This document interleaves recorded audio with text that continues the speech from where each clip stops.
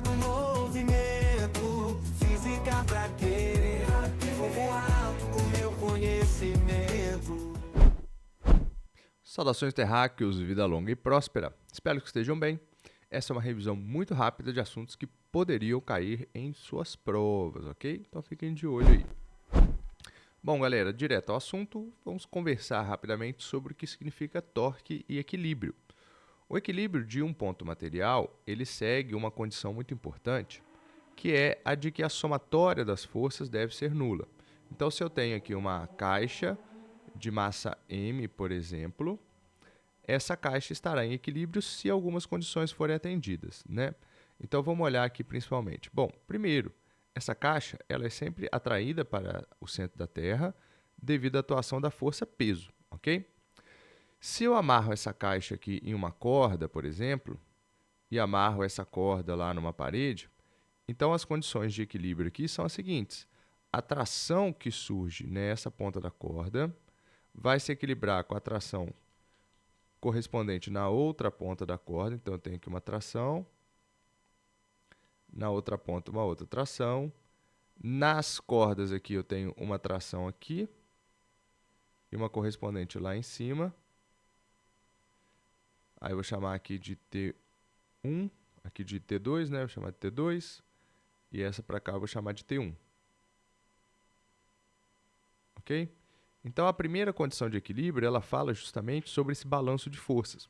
Para que isso aqui esteja em equilíbrio, é evidente que a tração e o peso devem ser iguais, ok? Então, a primeira condição de equilíbrio diz o seguinte: a soma de todas as forças tem que ser igual. Ou seja, se eu somar todas as forças aqui, tem que dar zero, ok? Então, a força resultante, no final das contas, sobre a caixa M, ela tem que ser nula. Essa é a primeira grande condição de equilíbrio que a gente entende. Só que existe, para corpos mais extensos, uma segunda condição que é um pouco mais dramática, que envolve o conceito de torque. O torque ele é assim, isso aqui é uma barra. O centro dessa barra é mais ou menos aqui, então a força-peso está puxando ela para cá. Aí, quando eu olhar para essa barra, eu vou aqui de propósito deixar esse ponto fixo, como se tivesse colocado em um parafuso, e ela pode girar em torno desse parafuso. Assim, todas as outras forças que eu aplicar, por exemplo, imagine que eu aplique aqui uma força F de sustentação nessa barra, ok? Essa força F está tentando lutar contra o peso. O importante aqui não é que a força F seja igual ao peso. Não é somente uma questão de somatória de força igual a zero, porque isso não seria suficiente para o equilíbrio. Já que se as duas forças forem iguais, o torque provocado pela força F seria maior, porque ele tem um braço de alavanca maior.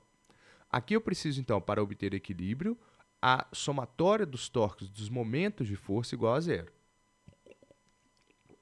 Se esse somatório de momentos for nulo, aí sim a minha barra está em equilíbrio, ok? Lembrando aí que o torque ele é uma grandeza calculada como sendo braço da alavanca vezes o valor da força vezes o seno do ângulo entre o braço da alavanca e a força, ok? O torque é bife com fritas sem cebola, não é assim que funciona? Então, nesse contexto, quando a gente olha para torque, eu estou olhando aqui para a capacidade, a força que faz produzir rotação, que produz giro, ok? Então, eu consigo olhar para essas coisas sem grandes problemas. A segunda condição de equilíbrio, que foi a primeira, a segunda é que o torque resultante seja nulo. Então, o torque resultante, a soma de todos os torques, tem que ser zero. Se isso acontece, eu posso dizer que tanto o ponto material quanto o corpo extenso estão em equilíbrio aqui, tá? Vamos dar uma olhadinha numa questão para a gente refletir sobre isso. A questão diz: a imagem representa uma balança utilizada para a medida da massa de uma fruta. A massa colocada no prato direito da balança é de 100 gramas e o sistema encontra-se em equilíbrio. A massa dessa fruta é... Ora, se você for muito leigo, se não souber nada sobre torque, você vai imaginar nessas balanças, 100 gramas de um lado é equilibrado por 100 gramas do outro. Só que isso seria um conceito errado, porque o tamanho dos braços de alavanca aqui da balança são braços diferentes. Uma tem 10 centímetros e a outra é 5 vezes maior, são 50 centímetros. Com isso, você já poderia concluir que o torque provocado pelo peso da fruta deveria ser um torque maior, e 5 vezes maior, já que o braço da alavanca é 5 vezes maior. Sendo assim, eu já consigo encontrar quantos gramas dessa fruta aí. Eu tenho 500 gramas, 5 vezes maior do que 100 gramas, que é o peso que equilibrou do outro lado. Para provar isso, eu consigo realizar a seguinte conta. Todo o torque que estiver surgindo no sentido horário é igual ao torque que está surgindo no sentido anti-horário, já que a soma dos torques deve ser nula. Torque é braço da alavanca vezes o valor da força. Então, braço horário, força horária. O seno do ângulo aqui não é relevante, porque eles estão fazendo 90 graus, e seno de 90 graus é 1 para todo mundo. E o torque anti-horário seria braço anti-horário vezes a força sentido anti-horário. Ok? Bom, o braço no sentido horário é de 50 centímetros. Não precisa converter unidades, tá? Porque tem dos dois lados, vai acabar cortando. A força é equivalente a 100 gramas, então é uma força-peso de massa vezes gravidade. Então, 100 vezes 10 da gravidade, força-peso. E o braço sentido anti-horário seria, então, o valor 10 centímetros vezes a força, que seria também uma força-peso, de massa vezes 10 da gravidade. Acontece que a massa eu não sei. Então, essa massa que eu estou procurando, tá? Posso simplificar a minha equação? Eu tenho 2 zeros aqui, eu vou cortar com esse 100, ok? Então, fica basicamente que massa é igual a 500 gramas, que é 50 vezes 10 aqui. Então, como a gente tinha previsto já, ó, 500 gramas para equilibrar. Massa igual a 500 gramas. Sem nenhum grande problema, né? Percebe, então, nessa situação de equilíbrio, eu tenho apenas a ideia de um torque horário se equilibrando com um torque no sentido anti-horário. O ponto fixo, o ponto de apoio é esse aqui, esse ponto onde toca, então não tem nenhum grande problema, tá? Num segundo momento aqui, a gente pode avaliar um pouco sobre como é a força elástica. A força elástica, galera, ela vai se referir àquela capacidade, né, aquela propriedade que a matéria tem, que é conhecido como elasticidade. Então, alguns materiais têm uma elasticidade mais pronunciada. Se eu pego uma mola, por exemplo, e essa mola aqui ela começa a ser esticada,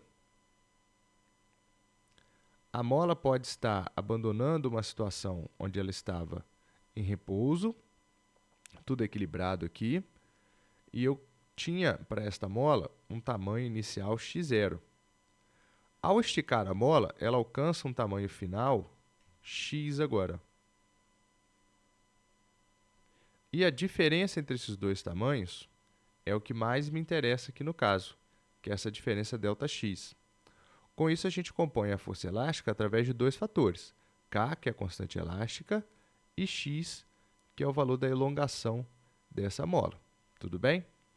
Então, a força elástica ela é K vezes X. Esse X aqui é o ΔX. Então, se você quiser ainda escrever ΔX, ficaria até mais formal, ok? A partir disso, a força elástica ela tem diversas aplicações. O que você deve lembrar muito bem é que o gráfico de força elástica é um gráfico um pouco esquisito. Se eu aplico aqui força, medida em newtons, e a elongação que ela sofre, medida aqui em metros, a força elástica ela começa valendo zero.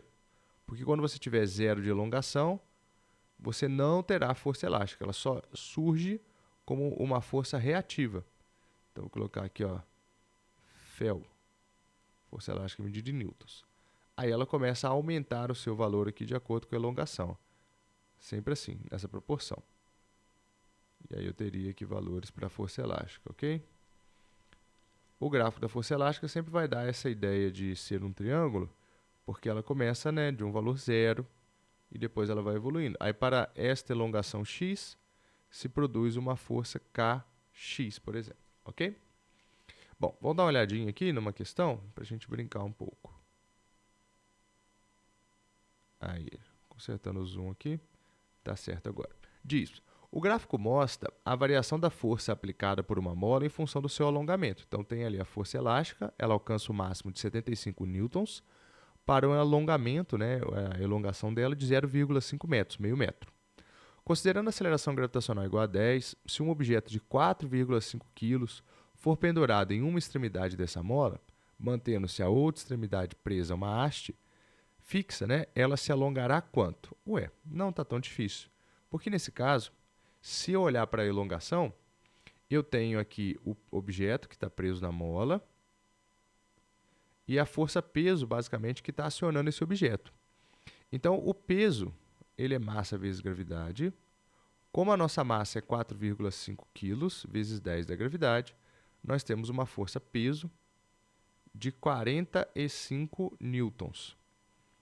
Essa força-peso de 45 newtons é a força que eu tenho para alongar a mola, para puxar essa mola. Então, eu vou fazer, olha, força elástica, ela é igual a K vezes X. Aí, ele me pede para encontrar o valor da elongação, do X. A força é 45, então a força elástica vai responder também com 45. O K eu não tenho esse K. E eu estou procurando é o X da verdade, então eu já repito o X aqui. Eu vou ter que olhar neste gráfico aqui primeiro e encontrar o valor do K. Porque é um dado que eu não utilizei até agora, que ele me dá e talvez seja importante. Neste gráfico, eu posso fazer força elástica igual a Kx. Posso ou não posso? A força elástica seria 75 para um K vezes um X de 0,5. Vou multiplicar a equação toda por 2, né? Mais fácil. Aí vai ficar 150 igual a K vezes 1 agora, correto?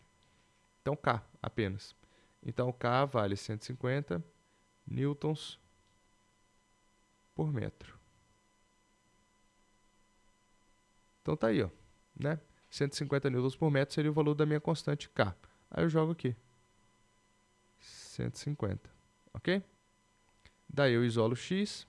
X é igual a 45 sobre 150. Dá para simplificar por 15. 45 por 15 vai dar 3. E 150 por 15 vai dar 10. X, então, seria 0,3 metros de elongação. E faz sentido o valor, se você olhar. Porque 45 está provocando uma elongação de 0,3. E 75 provocava uma elongação de 0,5. Então, está bem compatível o valor aqui.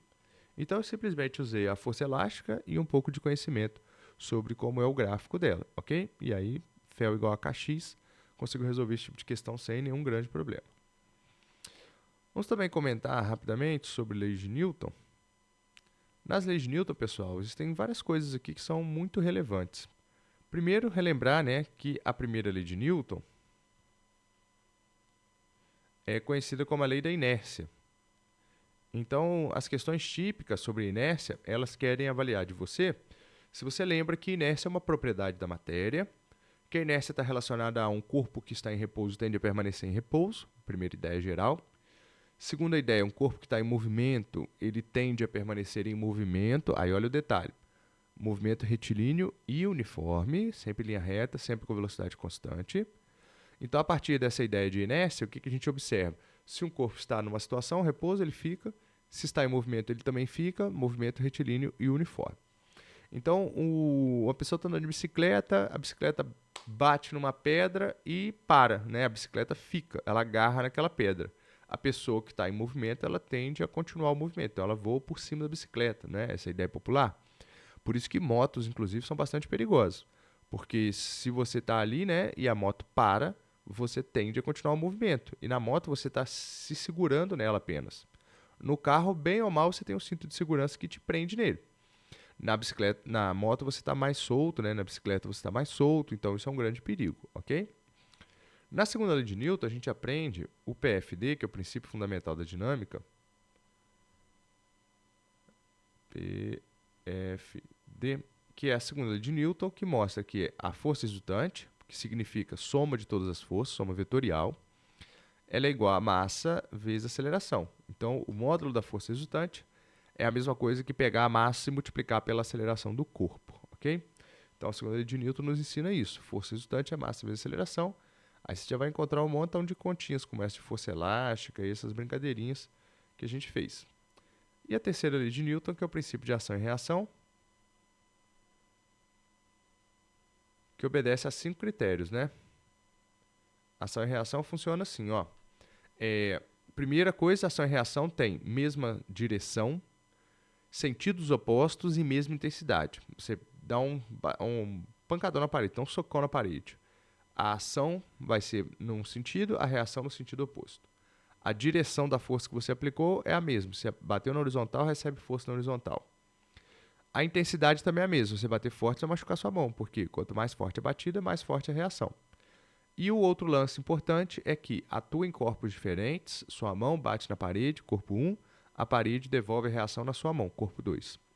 E elas têm efeitos potencialmente diferentes. O socão que você deu na parede não mudou nada para a parede, ela continua igual. Para você, você acabou com sua mão, machucou sua mão à toa, tudo bem? Então, são 5 critérios. Mesma direção, sentidos opostos, mesma intensidade, atua em corpos diferentes e tem efeitos potencialmente diferentes, tá?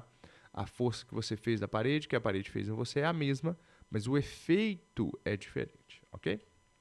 Bom, a partir disso, a gente pode olhar algumas coisas, como, por exemplo, uma questãozinha aqui sobre leis de Newton, ok? Aí, deixa eu ver se vocês estão vendo direitinho. Tá, diz assim, ó. Um balde com água pesando 5 kg é acelerado de baixo para cima por uma corda que tem massa desprezível, cuja tensão de ruptura é igual a 80 newtons. Então, essa corda suporta uma tensão de 80 newtons. Como é um balde, vou tentar representar ele aqui assim, né? E aí eu tenho basicamente duas forças. A força peso, que ele não fala muito, mas eu já sei identificar, e uma força de tração, né? Aqui. O balde tem 5 kg, né? Então, o peso dele seria 5 kg vezes 10 da gravidade, 50 newtons. Tudo bem? A tração de ruptura ela é de 80 newtons. Olha que bacana. Significa que tem 30 de força para cima a mais do que para baixo. Tem uma força resultante aqui, ó. A força resultante ela seria 30 newtons apontando para cima. Aí ele diz, assinale a alternativa que apresenta corretamente a aceleração máxima de baixo para cima que o balde pode ter sem que a corda se rompa. Então, eu vou fazer a segunda lei de Newton. Força resultante é igual a massa vezes a aceleração. A força resultante aqui seria 80 do balde menos 50 do peso, igual a massa que vale 5, e uma aceleração que eu desconheço. 80 menos 50 é o 30, que já tínhamos comentado, igual a 5 vezes A. A, então, seria 30 sobre 5. E acontece que 6 vezes 5 é 30. Então, 6 metros por segundo ao quadrado aqui. Tudo bem? Aí você também pode dobrar aqui, fazer 2 vezes 30, 60 por 10, ok? Então, 6 metros por segundo ao quadrado seria o valor da aceleração resultante aqui. Bacana? Então, eu consigo encontrar isso sem nenhum grande problema, tá? A partir disso, né, eu consigo chegar a algumas conclusões que são interessantes. Esse balde ele sobe fazendo um movimento uniformemente variado e um movimento acelerado, ok? Então, essa aí seria uma questãozinha com conta, envolvendo leis de Newton, pessoal. Bom, galera, espero que tenha sido interessante, que essa revisão possa ter ajudado e esclarecido algumas coisas e que você aproveite bastante na fase dos seus estudos, ok? Grande abraço para vocês e até a próxima.